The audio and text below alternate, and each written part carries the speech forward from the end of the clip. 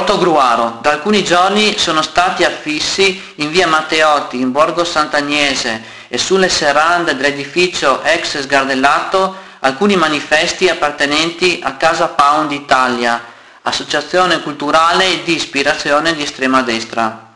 I manifesti invitano i passanti a cambiare questo paese con la rabbia e a firmare una proposta di legge che pone dei paletti invalicabili all'attività di riscossione esercitata da Equitalia, ossia dal Servizio Nazionale che si occupa di incassare i tributi.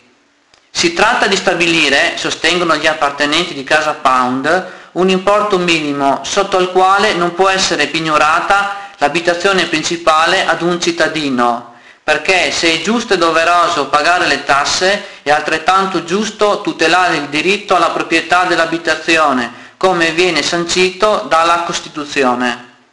Già in passato Casa Pound a Portogruaro si era reso protagonista di un'analoga iniziativa volta a far reagire i cittadini di fronte ad una situazione nazionale in declino. All'epoca la fissione di un loro manifesto nei pressi della sede dei circoli del Partito Democratico suscitò l'indignazione dell'assessore comunale alle politiche giovanili e alla comunicazione Irina Drigo, la quale aveva definito il manifesto di Casa Pound come un provocatorio messaggio di rabbia e violenza.